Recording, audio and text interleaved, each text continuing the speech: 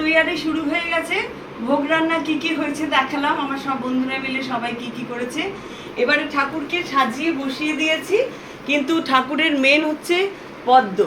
পদ্ম ছাড়া জগন্নাথ পুজো অসম্পূর্ণ। তাই জন্য এই পদ্মগুলো এতক্ষণ ধরে আমার ভাই দেবাশিস আর আমার সব থেকে প্রিয় কত বছরের বন্ধু, আমার হিসেব করতে পারি না এখন, শর্মিলা সিং ফ্লোরা, ওরা দুজনে মিলে এতক্ষণ ধরে এই এত পদ্ম ফুটিয়েছে। এবার এই ফোটানো পদ্মগুলো আমরা প্রভুর কাছে দিয়ে আমরা সাজাবো।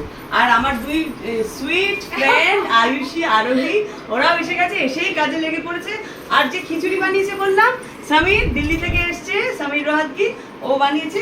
আর এখানে বসে একজন ভীষণ কাজ করছে, সে আমার অত্যন্ত প্রিয়, মানে একদম মানে আমার দিলকার টুকরা বলা যেতে পারে, বিশ্বজিৎ লাইক জিৎ বলি আমি ওকে। আমার সব কাজে, জগন্নাথপুরের সমস্ত কাজে আমার পেছনে যদি কান্ডারি কেউ থাকে সেটা হচ্ছে এই মানুষটি। উনি এখন ল্যাপটপ নিয়ে খুব ব্যস্ত, আমরা একটু ঠাকুরের পুজোয় ব্যস্ত। আসুন জগন্নাথ পুজোয় কেমন পদ্ম দিয়ে সাজাচ্ছি সেটা আবার আপনাদের দেখাই।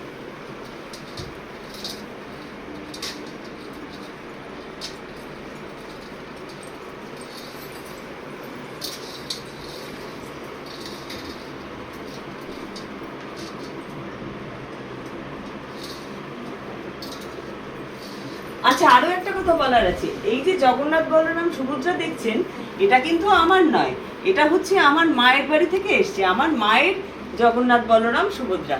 তো আমি মাকে বলেছিলাম যে তুমি তোমার জগন্নাথ বলরাম সুভদ্রাকে নিয়ে এসো এখানে, কারণ আমার তো একা জগন্নাথ, কারণ আমি একা, তাই আমার জগন্নাথও একা।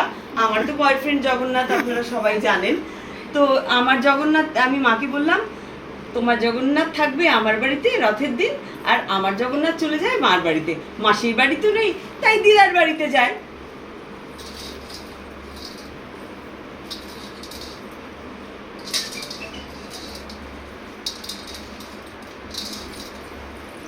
আর এই যে আমার ছোট্ট জগন্নাথ দেখছেন, দেখতে পাচ্ছেন কিনা আমি জানি না, এইটা আমি প্রথম আনি পুরী থেকে জগন্নাথ দেবকে ছুঁয়ে। তখন আমি বম্বেতে থাকি, 2008 সাল, 2010 না রে শর্মিলা, 2010।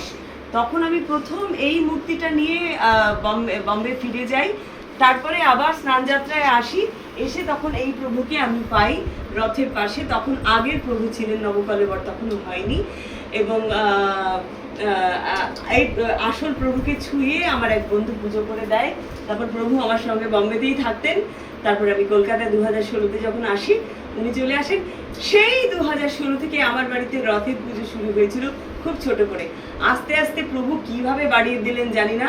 আগে অনেক লোক ডাকতাম, নিচে প্যান্ডেল করে পুজো করতাম, অনেক মিডিয়া টিডিয়া ডাকতাম, কিন্তু এখন আর পেরে উঠি না। একে তো বিল্ডিংয়ে অনেক সমস্যা, তারপর বয়সও বেড়ে গেছে। সুতরাং এখন শুধুমাত্র আমি তো ঠাকুরের আসনে করতাম, এবারে ওরা সবাই মিলে এত হেল্প করলো, তাই জন্য বললাম ঠিক আছে চলো ঠাকুরের আসন থেকে প্রভু এবার যেখানে অরিজিনালি বসতেন সেখানে বসি। যদি শরীর ঠিক থাকে, যদি লোকবল থাকে, পরের বারে আপনাদের সবাইকে ডাকবো, সবাই আসবেন।